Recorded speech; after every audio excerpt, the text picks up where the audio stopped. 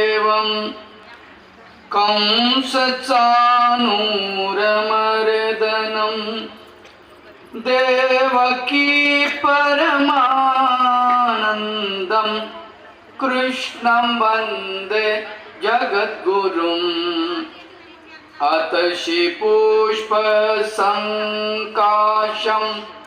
हारेणुपुरशोभितं रत्नकङ्कणकेयूरं कृष्णं वन्दे जगद्गुरुं कोटिलारकसंयुक्तं पूर्णचन्द्रनिभाननं विलसत्कुण्डलधरं देवं कृष्णं वन्दे जगद्गुरुं मन्दारगन्धसंयुक्तं चारुहासं चतुर्भुजं बहिरपिञ्छावचूडाङ्गं कृष्णं वन्दे जगद्गुरुम् उत्फुल्लपद्मपत्राक्ष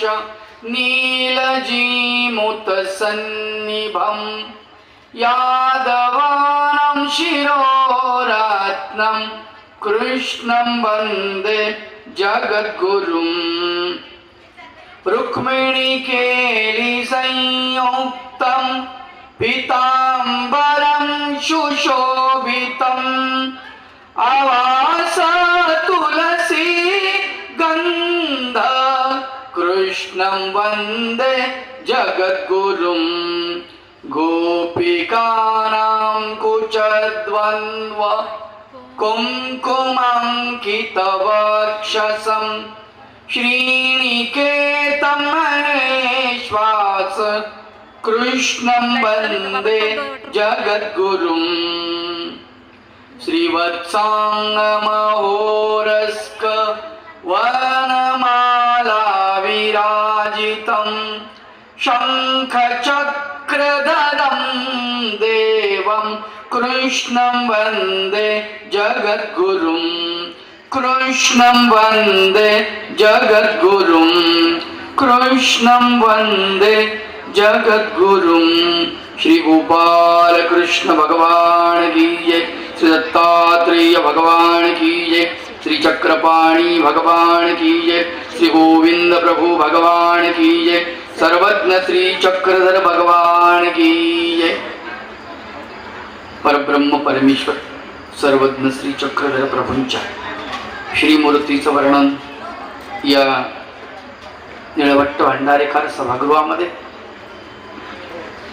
श्रीमद महावाक्य प्रवचन सोहळ्यात या सोहळ्याचे मुख्य प्रवाचक आदरणीय मोठे बाबाजी यांच्या पावन उपस्थितीमध्ये या ठिकाणी आपण श्रवण करत आहात।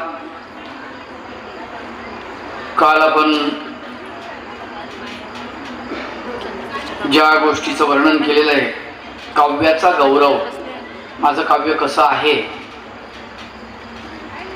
याची महती संत केशराजलास ते पटवून देतात। काल आपण बघत होतो 204 क्रमांकाची ओवी काल आपण पाहिलेली आहे आणि पुढे त्याचं वर्णन जे त्यांनी केलं आहे ते आपण बघूया। काय म्हणतात ग्रंथाविषयी अजून थोडं वर्णन आहे, त्यानंतर डोमेग्रामचं वर्णन पुढे आलेलं आहे। ग्रंथ आपला संपणार नाही, आपल्यालाही माहिती आहे, तुम्हालाही माहिती आहे, मलाही माहिती आहे, पण गाडी जिथपर्यंत चालते तिथपर्यंत चालू द्यायची असं आपण ठरवलेलं आहे। आणि म्हणून पुढे काय म्हणतात संत केशराज व्यास ते आपण बघूया। जैसी भवरू परिमळाते टाकून जाय जेथे तेथे, तैसे संत जनाची चित्ते गुणग्राहिके। जैसी भवरू परिमळाते, ज्याप्रमाणे भोवरे जे असतात या फुलावरून त्या फुलावर, त्या फुलावरून त्या फुलावर गुंजत गुंजत गुंजत जातात आणि गुंजन करत असताना त्याचा जो परागकंद जो आहे त्या परागकणाला वेचून ते इकडून त्यांच्या पायाला चिटकतात, दुसऱ्या पुलावरती जातात, तर ते त्याचा जो सुगंध आहे, जो परिमळ आहे, त्या परिमळाला टाकून जातात. इथे तिथे तिथे तिथे असे ते सुगंध टाकत राहतात. कोण? ते भवरे. तैसी संत जनाची चित्ते गुणग्राहिके. त्याप्रमाणे तो जसा मकरंद या फुलातला त्या फुलातला त्या फुलातला त्या फुलातला मकरंद जमा करतो, आणि तो मकरंद जमा करत असताना सगळे मकरंद जशी मधमाशी प्रत्येक फुलावर जाते, तिथून तो मकरंद जमा करते आणि आपल्या पोळ्यामध्ये आणून जमा करते, आणि त्यापासून त्याचा मध बनतो, त्या मकरंदापासून. अशा प्रकारे संत जनाची जी चित्ते आहेत, चित्त संत पुरुषांची, ही गुणग्राहिके, याच्यापासून गुण घेतील, त्याच्यापासून गुण घेतील, त्याच्यापासून गुण घेतील. गुणग्राहक असं चित्त असतं संताचं. संत केशराज व्यास कसे गुणग्राहक आहेत, स्मृतीस्थळात त्याचं सुंदर उदाहरण आलेलं आहे. संत केशराज व्यास एकदा आटनक्रमे निघालेले आहेत, आणि बरीच साधू मंडळी सोबत आहेत, मार्गमेळा आहे, आणि चालताना एका गावातून त्यांचं गमन चाललेलं आहे, आणि यांच्याकडे पाहून पारावरती बसलेल्या एका टवाळखोरानं असं म्हटलं की हे अवघे भट्ट मार्गीचे होती. जे बाकीचे साधनवंत आहेत हे सगळे भट्ट मार्गाचे आहेत, यांच्या पायामध्ये चपला नाही आहे. त्या काळी कुणीही साधक चप्पल घालत नव्हता, याचं ते प्रतीक आहे. यांच्या पायात चपल्या नाही, त्याच्यामुळे हे भट्टमार्गीचे होती. आणि केशराज व्यासांकडे बघून ते म्हणतात, हा भट्टमार्गीचा नव्हे. केशराज व्यासांना इतकं वाईट वाटलं की एक साधारण पादत्राणं मला भट्टमार्गापासून दूर नेतात. त्यांनी विचार केला नाही की हा कोण माणूस आहे, याला देव कळतो का, धर्म कळतो का, याला उपदेश आहे का, चक्रधर स्वामीचं तत्वज्ञान माहिती आहे का, परमेश्वर म्हणजे काय समजते का, जीवात्मा म्हणजे काय कळते का, आचार कशाला म्हणतात, कशासह खातात, हे तरी कल्पना आहे का त्याला. हे सगळं काहीही नसताना तो आपल्याला जे बोलला ते योग्य बोलला. कुणीही असो, कोण्याही ठिकाणाहून बोलणारा असो, त्याचं वाक्य अगदी महत्वाचं आहे, योग्य आहे, हे संत केशराज व्यासांनी विचारपूर्वक लक्षात घेतलं. तात्काळ चपल्या फेकून दिल्या. भट्ट मार्गात जर चपल्या आड येत असतील आणि मला भट्ट मार्गापासून दूर करत असतील तर हे पादत्राणे मला नकोय. आणि ते पाहिल्यानंतर संत केशराज व्यासांबद्दल नागदेव आचार्यांनी काढलेले उद्गार फार सुंदर आहेत. नागदेव आचार्य म्हणतात, तूची भट्ट मार्गाचा होयगा केशवदया, तूची भट्ट मार्गाचा होय. खरा तूच भट्ट मार्गाचा योगिया आहेस, भट्ट मार्गाचा साधनवंत आहेस. असं गुणग्राहकता, गुण घेणे आणि दोष टाकून देणे. आपण काय करतो, दोष घेतो, गुण टाकून देतो. आपलं उलट आहे. आलं का लक्षात. संतांचं कसं आहे, गुण घेतात, दोष टाकतात. आपण दोष घेतो आणि गुण टाकून देतो. हे का, एखाद्याबद्दल बोलताना आपण काय म्हणतो, तो बदमाश आहे, तो चोट्टा आहे, ते अमकच आहे, ते तमकच आहे, ते चुगलखोर आहे, ते जास्त बडबडे आहे, असे अनेक प्रकारचे त्याला दूषण लावतो. परंतु असं नाही म्हणत की तो धर्मवान आहे. श्री चक्रधर भगवंत बाईसाबद्दल सांगत असताना म्हणतात, म्हातारी तमाचा मोठा रागा, दोष आहेत तिच्यामध्ये, परंतु एकची निके, एकच तिचा गुण चांगला आहे, जे येणे विण गतीची नाही. आमच्या वाचून तिला गतीच नाही, इतकी शरणांगती आहे तिची. ही महत्वाची, हा गुण आहे. गुण घेतला पाहिजे माणसाने, दुसऱ्यापासून गुण घेतला पाहिजे आणि दोष टाकून दिला पाहिजे. कारण जगामध्ये गुणही दिसतील आणि दोषही दिसतील, पण गुणग्राहकता आपल्याकडे. एक लक्षात घ्या, आपली दृष्टी जी आहे ना, ती फार संतांची दृष्टी गुणग्राहक दृष्टी असते. एक साधारण ग्लास आहे आणि त्याच्यामध्ये काचेच्या ग्लासामध्ये पाणी भरलेलं आहे अर्ध.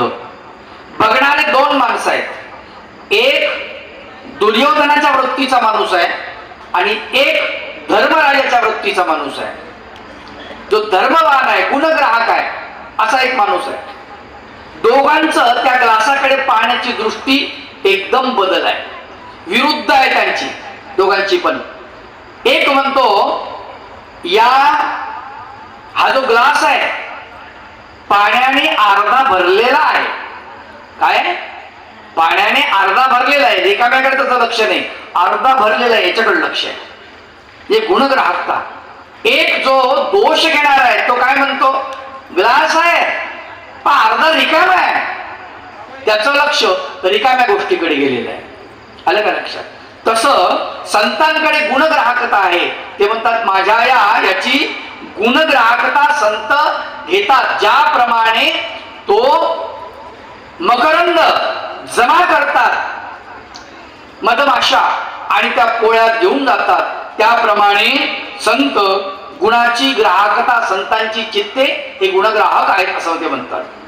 ना तरी मेघा लागी चातकासी उत्कंठा बहुमानसी देवी आरतया बोलासी संतोखती. ना तरी मेघा लागी चातकासी, मेघासाठी चातक जे आहेत ना त्यांना उत्कंठा असते, कारण वरती चाचू करोणी उदेल्या मेघाची वास पाहे, चोच वर करते आणि जे मेघ आलेत वरी त्या मेघाकडे पाहते का हा ढग कधी बरसेल आणि मी कधी पाणी पिईल, त्याच्याकडे पाहते, त्याला उत्कंठा असते त्या मेघाची.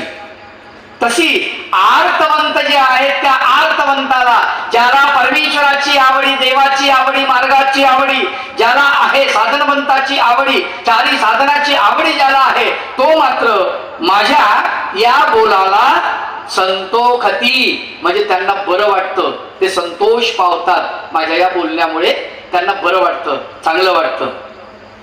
अथवा उदयलेनी रवी मंडळे विकासती कनक कमळे तैसी श्रोत्यांची मने उतावेळे कथे लागी. अथवा उदयलेनी रवी मंडळे, रवी मंडळ म्हणजे सूर्य सोबत आलेला आहे, तर सूर्यासोबत अरुण उदय झालाय. सूर्याच्या अगोदर त्याची किरण म्हणजे त्याची प्रजा ही अगोदर बाहेर आलेली आहे. सूर्याचे सेवक, सूर्याचे सगळे जे आहे बालदार चोपदार, सूर्य हा खूप मोठा सम्राट आहे असं समजा, तर त्याचे बालदार चोपदार नौकर वर्ग दास दासी सगळे अगोदरच आलेले आहेत. अरुणोदय झाला समजा, प्रकाश भूमंडळावरती पडलेला आहे, तर तो त्या सूर्य त्या सगळ्या सहित आला म्हणून त्याला असं म्हणायचं प्रकाशासहित वर आलेला आहे. प्रकाश आणि सूर्य काही वेगळा नाहीये, परंतु तरी त्याला उपमा दिलेली आहे रवी मंडळ. मग ते रवीचे मंडळ आहे, त्याचे ते उगवल्यानंतर उदयले रवी मंडळे, हे मंडळ उदयल्यानंतर प्रकाश पडल्यानंतर पृथ्वीच्या किरणासहित, पृथ्वीवरती सूर्याच्या किरणासहित संपूर्ण जिकडे तिकडे प्रकाशमान झाल्यानंतर पृथ्वी काय होते, विकसती कनक कमळे, कमळ फुलतात. कनक कमळ म्हणजे सोन कमळे, ते काय होतात, फुलतात. का फुलतात? कारण त्यांचं जीवन हे सूर्याच्या प्रकाशावरती असतं. सूर्यप्रकाश बंद झाला, सूर्य अस्त झाला की कमळाचे दल मिटून जातात, बंद होतात. आलं का लक्षात? त्याच्यामध्ये राहत नाही. त्याचं वर्णन त्या ठिकाणी आलेलं आहे.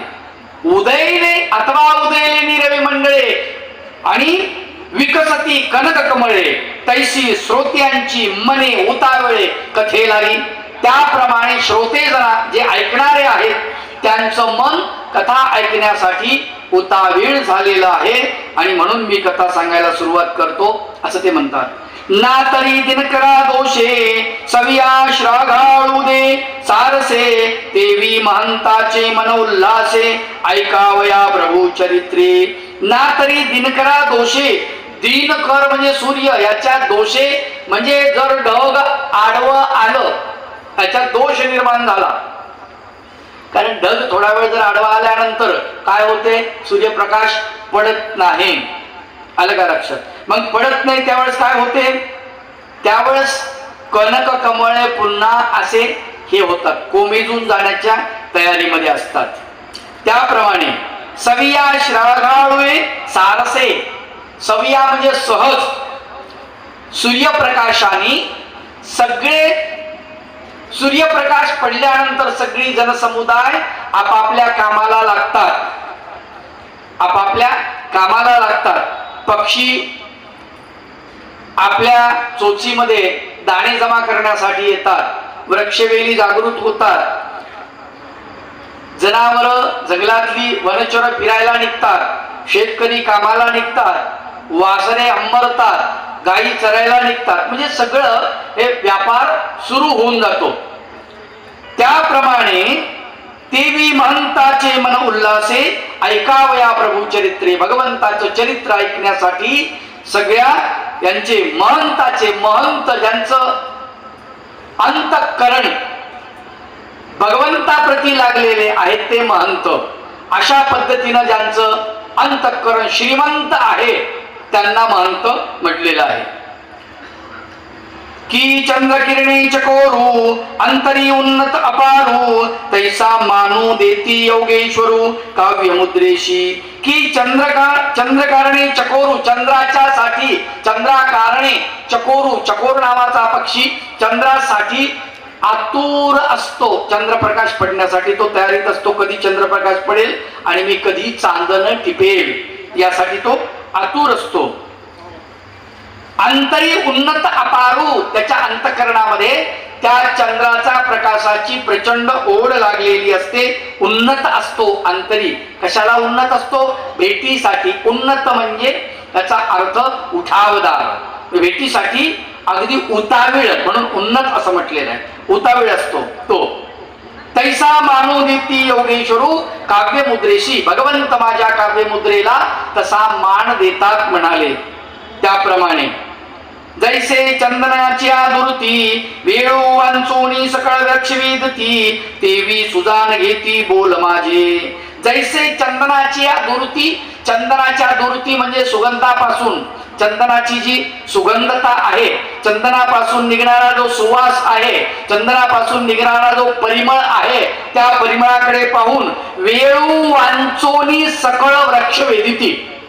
वेळू वाचून सगळे वृक्ष तिकडे वेधल्या जातात. कुणाकडे? चंदनाकडे. फक्त वेळूच नाही का? म्हणजे पोकळ ते काय? पोकळे काही नाही आतमध्ये, शून्य. अलग लक्षात शून्य आहे. आणि त्याप्रमाणे तेवी सुजान घेती बोल माझे. माझे बोल जे आहेत, जे सुजान आहेत, ज्यांना जाण आहे ब्रह्मविद्येची, ज्यांना कळते शास्त्र, ते मात्र माझ्या बोलाला अगदी मन लावून ऐकतील. माझे बोल ते ऐकतील. खर तर वेळूला पोकळ म्हणून त्याला अपमानित केलं आहे की नाही आपण? वेळू पोकळ आहे, त्याच्यामुळे वेळूमध्ये एक चांगली गोष्ट आहे. एकदा बासरी अशी बाजूला होती. श्रीकृष्ण भगवंत कुठेतरी होते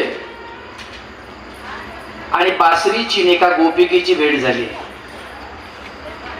त्या गोपिकेला बासरीचा खूप हेवा. त्या बासरी सोबत ती बोलायला लागली. ती बासरीला म्हणते, का ग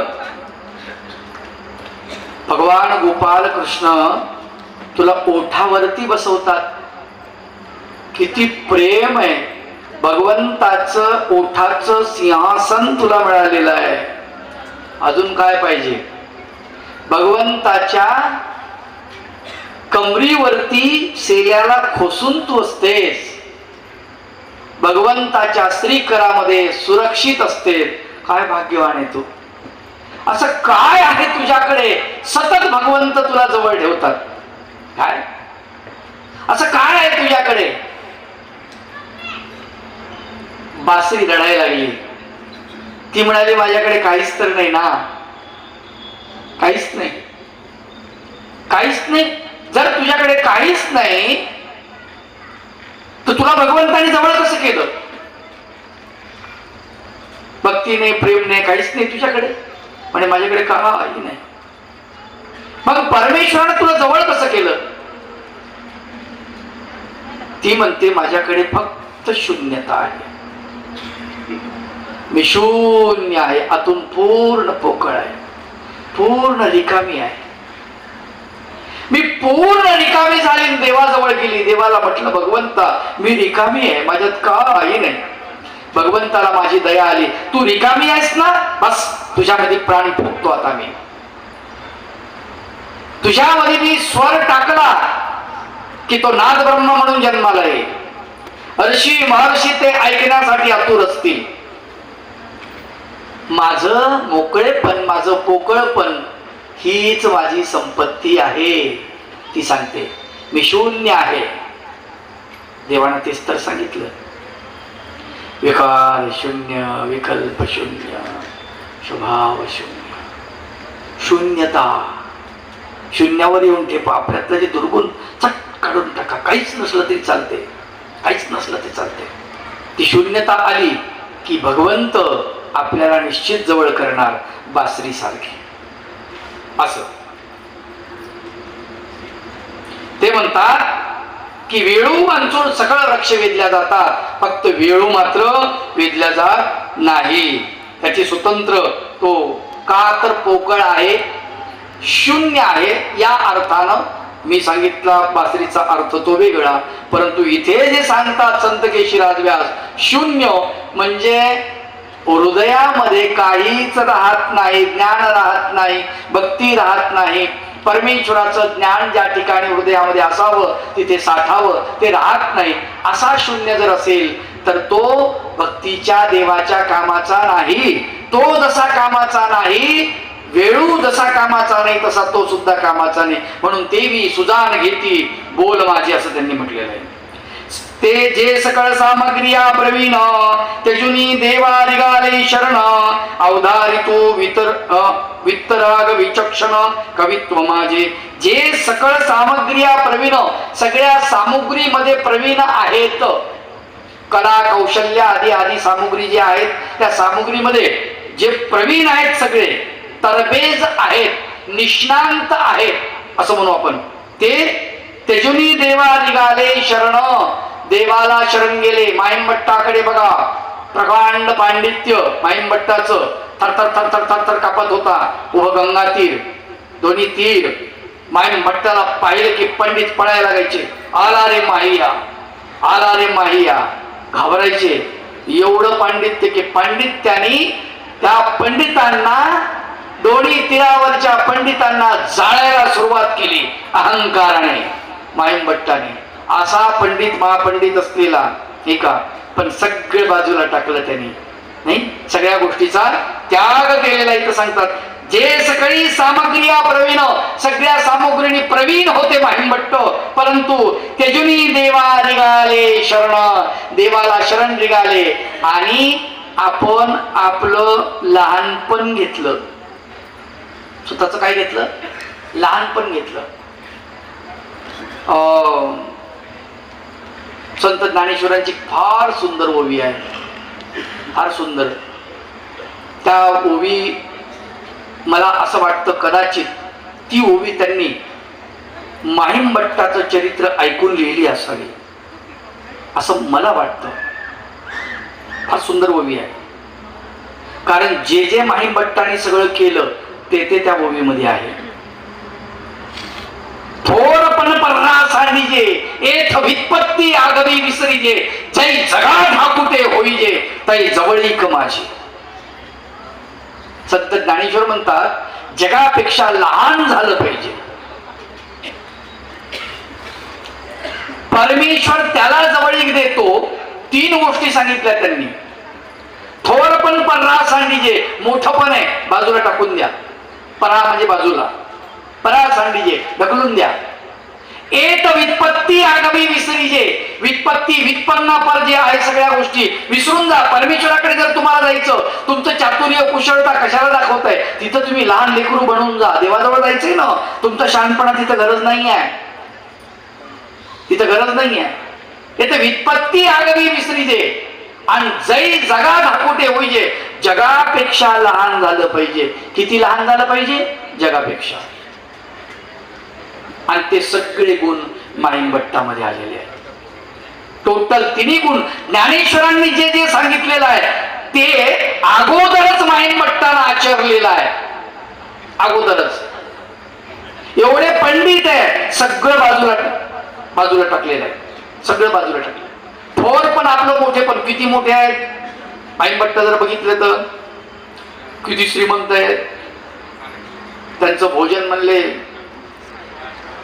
काय वेगवेगळे पदार्थ, पंचपक्वान्न, षडरसान्न, नाही कितीतरी भाज्या, काय ते जेवण होतं त्यांचं. सोन्याचा चमचा तोंडात घेऊन जन्माला आले असतील अशी श्रीमंत, गर्भ श्रीमंत. पण सगळं तो श्रीमंती, सगळी श्रीमंती होती. द्रव्याची श्रीमंती होती, प्रतिष्ठेची श्रीमंती होती, इतर विद्या ज्या सगळ्या विद्यांची श्रीमंती होती. असं सगळं थोर पण त्यांच्याकडे होतं. नाही प्रभाकर शास्त्र शिकून आले सगळे पांडित्य त्यांच्या पुढे असे कचरा होते.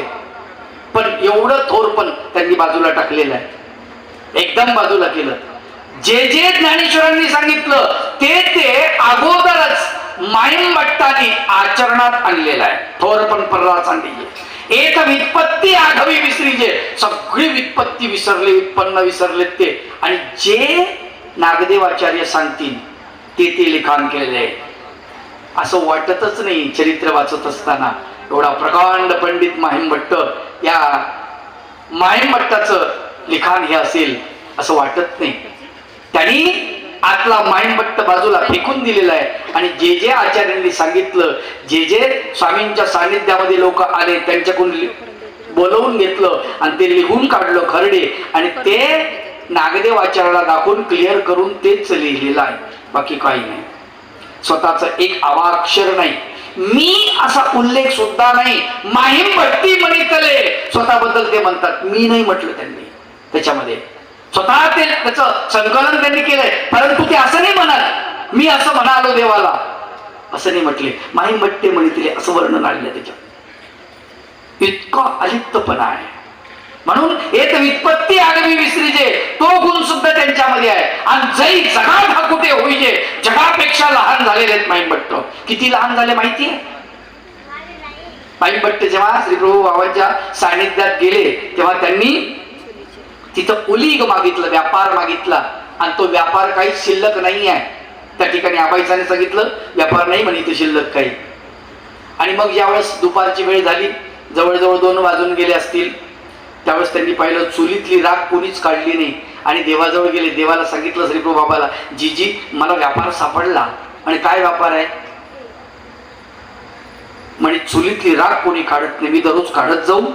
देव म्हणाले काढत जा. किती लहान झाले, किती लहान. आम्हाला एक सुंदर कविता होती, मला वाटते 9वीला की काहीतरी होती, फार जबरदस्त होती. त्यातले बोल एवढे चांगले होते, मला ते अजूनही आठवतात. फावे ये वडिलान सारी मने कळो यावी, फावे ये वडिलान सारी मने कळो यावी, असाला भावाची माळा पाषाणाची फुले व्हावी, असाला भावाची माळा पाषाणाची फुले व्हावी. इतकं लहान झालं पाहिजे, इतकं लहान. तर ते लहान जे आहे त्याचं वर्णन या ठिकाणी त्यांनी करतायत. फार सुंदर वर्णन केलेलं आहे. जे सकळ सामग्री प्रवीण तेजोनी देवा निघाले शरण, सगळं सोडून दिलं आणि भगवंताला शरण गेले. प्रभू तूच आमचं सर्वस्व आहे. आता कोणीच नाहीये. अवधारी तू वितराग विचक्षण कवित्व माझे. अशा लोका जे आहेत, जे देवाला शरण निघाले ते अवधारी तू म्हणजे ऐकतात माझं बोलणं, ते ऐकतात. वितरागपूर्वक माझं बोलणं जे आहे ते ऐकतात, माझं कवित्व. असं संत केशराज व्यास म्हणतात. येत नाही नवलावो वाणिता सर्वज्ञ रावो, ऐका ऐकता उपजे द्रावो संभव सुखासी. येत नाही नवलावो, इथं नवल काहीच नाही म्हणले. बारीक बारीक गोष्टीचं तुम्हाला नवल वाटतं, पण या ठिकाणी मी जी कविता सांगतो ही कविता ऐकत असताना नवल कशाचंच वाटून घेऊ नका. का तर वाणिता सर्वज्ञ राहो, मी सर्वज्ञ राहो, श्री चक्रधर भगवंत यांचं वर्णन करतो, त्याच्यामुळे इथं नवल काहीच नाहीये, नवल काहीच नाहीये. ऐकता उपजे द्रवो संभव सुखासी, संभव सुख म्हणजे जे सुख विश्वरूप देवतेच्या पळ्याला आहे, जे सुख चैतन्य देवतेच्या फळ्याला आहे, ते फळीये सुद्धा संभव सुखीये, म्हणजे ते फळीये सुद्धा इकडे आकर्षित होतात, या सुखाला आकर्षित होतात असं ते म्हणतात. ऐकता उपजे द्रावो संभव सुखासी, संभव सुखाला सुद्धा द्राव उत्पन्न होतं, म्हणजे संभव सुख स्रवायला लागतं. भगवंताची कथा ऐकल्यानंतर, ऐकायला लागल्यानंतर वाणिता परब्रह्म केवळ बोल होती सुकुमार सुपरिमळ, जे ऐकतू मुनिजन सकळ क्रांत दर्शे. वाणिता परब्रह्म केवळ, वाणिता म्हणजे वर्णिता, हा परब्रह्म परमेश्वर, केवळ असा परमेश्वर वाणिता याचं वर्णन करत असताना बोल होती सुकुमार सुपरिमळ, माझे बोल जे आहेत ना हे सुकुमार बनलेले आहेत. सुकुमार बनले, कोवळे बनलेले आहेत, हा अगदी कोवळे बनले, सुकुमार. आणि सुपरिमळ, परिमळ म्हणजे सुगंधित, आणि सुपरिमळ म्हणजे अत्यंत पवित्र सुगंधित असे माझे बोल बनलेले आहेत. ते ऐकती मुनिजन सकळ क्रांतदर्शी, जे क्रांतदर्शी मुनिजन, क्रांतदर्शी शब्दाचा अर्थ असा की ज्यांनी समाजामध्ये जे विचार आहे, समाजाच्या हिताचं, जीवाच्या हिताचा विचार करून त्यासारखं आचरण करून लोकांना ते सांगणे, त्याला क्रांतदर्शी असं म्हणतात. तसे क्रांतदर्शी जी मुनिजन आहेत ते माझे बोलणे ऐकतात म्हणाले. पुढे आता डोमेग्राम वर्णन सुरू झालेलं आहे. आदिवानो डोमेग्राम जेत श्री चरणी विहिरे आत्माराम, जेने हरिला भवश्रम संसार तप्तांचा. आदी वानू डोमेग्राम, आता सर्व तीर्थामध्ये डोमेग्राम अगोदर वानू म्हणाले, कारण स्थानामध्ये डोमेग्राम अत्यंत महत्वाचं आहे आणि ते वाक्य तिथेच लागू पडते. कुठं? कवनी ठाई कवन विशेष, कवनी ठाई कवन विशेष, ते आवगे विशेष डोमेग्रामी. हे वाक्य फक्त डोमेग्रामलाच लागू पडते, आलं का लक्षात? म्हणून त्याचा विचार केला पाहिजे. तर इथे डोमेग्रामचं वर्णन सुरू केलं आहे. ज्या ठिकाणी जे तश्री चरणी विहरे आत्मारामो, आत्माराम आत्म्यामध्ये रममान असणारा आत्माराम, किंवा आत्म्याला, पवित्र आत्म्याला, म्हणजे जे आत्मे परमात्म स्वरूपी विलीन होण्यासाठी तडफडतात अशा आत्म्याला रममान करून घेणारा जो आहे तो इथे त्याचे श्री चरण उमटलेले आहेत. जेने हरिला भवश्रमू संसार तप्ताचा, संसाराने जे तप्त झाले, संसाराने जे दग्ध झाले, संसाराने जे पोळलेत, ज्यांना संसाराची खरी पोळ लागलेली आहे, संसाराबद्दल ज्यांना अत्यंत वीट आलेला आहे, अशा श्रमलेले जे आहेत संसारामध्ये, अशा संसार तप्तांचा भगवंतानी काय केलं? हरिला भवश्रमो, त्यांचा श्रम हरण केलेला आहे. धन्य धन्य ते नगर जेत परब्रह्म क्रीडे साकार, धन्य धन्य ते गंगा तीर जे श्रीमंत पावन झाले. धन्य धन्य ते नगर, ते नगर कसं आहे त्याच्याबद्दल काय सांगावं म्हणले? धन्य आहे ते, त्या नगराची धन्यता काय वानो, काय सांगू? धन्य धन्य ते नगर जेथे परब्रह्म क्रीडे साकार, साकार होऊन परब्रह्म परमेश्वर निराकार असलेला साकार होऊन तिथे क्रीडा करतो, असं ते धन्य धन्य गंगा तीर जे श्रीमंत पावन झाले, जे श्रीमंत झाले आणि पावन झाले, दोन शब्द लावलेले. श्रीमंतही आहे, कशाने श्रीमंत आहे? परब्रह्म परमेश्वराच्या पदस्पर्शाने पावन झाल्यामुळे श्रीमंत आहे. काय? परमेश्वराचा पदस्पर्श ज्याला लागला तो श्रीमंत आहे. तो कसा आहे? श्रीमंत आहे. आणि पावन झाला तर त्याच्यावर ज्याने डोकं ठेवलं, जो तिथे नतमस्तक झाला, त्याचंही भलं होतं.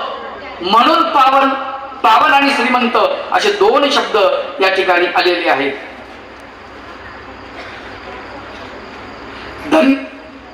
धन्य धन्य तो लोकू जेही देखिला परम पुरुखू, धन्य धन्य तो विवेकू जे देवो जाणीजे. धन्य धन्य ते लोकू, त्यावेळेसचे जे लोक होते त्या ठिकाणचे खरंच म्हणले ते धन्य आहे. प्रत्यक्षात परब्रह्म परमेश्वर सर्वज्ञ श्री चक्रधर भगवंताचं सन्निधान ज्यांना लाभलं, ज्यांचे बोल ऐकले भगवंताचे, ज्यांची सेवा घडली, ज्यांचं दर्शन घडलं, त्यांना धन्यवाद देतात. म्हणजे ते धन्य धन्य आहेत. जेही देखील परमपुरुषू, म्हणजे हा परमपुरुष जो आहे भगवान श्री चक्रधर यांना देखलं पाहिलं ते धन्य आहेत म्हणाले. धन्य धन्य तो विवेकू जे देवो जाणीजे. देवानी जो जाणला, ज्यांच्याकडे देवाला ज्यांनी जाणलं, ज्यांनी देवाला जाणलं, हा सत्सद विवेक जो आहे ज्यांच्याकडे, ते विवेकी पुरुष धन्यवान आहेत म्हणले. खरंच धन्य आहे. जे सौभाग्य सौंदर्य महिमाना अगोचरी, ते वेल्हाळ श्रीमूर्ती मनोहरी स्वयं राज्य करी. जे सौभाग्य सौंदर्य, सौभाग्य सौंदर्य, सौंदर्यामधलं सौभाग्य असं वर्णन करतात ते. महिमाना आगोचरी, त्याचा महिमा जो आहे आगोचर आहे, दृष्टीला गोचर नव्हे, दिसत नाही असा अगोचर. आपण हा अगोचर शब्द वापरतो ना, हा लक्षात घ्या. हा अगोचर शब्द वापरू नका. बऱ्याच माऊल्यांच्या तोंडामध्ये हा शब्द मला दिसतो. एखाद्या बाईला म्हणतात अगोचरच आहे मी. पवित्र शब्द आहे खूप. अगोचर म्हणजे दृष्टीने न दिसणारा तो भगवंत, भगवंतालाच म्हणतो आपण. म्हणून अगोचर शब्द फार महत्वाचा आहे. ते वेल्हाळ श्रीमूर्ती मनोहरी स्वयं राज्य करी. तिथे जे वेल्हाळ श्रीमूर्ती आहे भगवंताची, ती राज्य करते त्या डोमेग्रामला. त्या डोमेग्रामचं वर्णन काय वर्णन करावं नाही का. माझ्या एका अभंगामध्ये मी अल्पसा वर्णन करण्याचा प्रयत्न केला. गोदावरी तीरी, गोदावरी तीरी असे डोमेग्रामा, चिन्ह पापी गुंफा राजमड. गोदावरी तीरी, गोदावरी तीरी असे डोमेग्रामा, चिन्ह पापी गुंफा राजमड. गोदावरी तीरी तेथेची सांगती गुढ तत्वसार, तेथेची सांगती गुढ तत्वसार. देव परात्पर, देव परात्पर निरोपिती हो निरोपिती. गोदावरी तीरी, गोदावरी तीरी, गोदावरी तीरी असे डोमेग्राम, छिन्न पापी गुंफा राजमळ. येथेची सांगती गूढ तत्वसार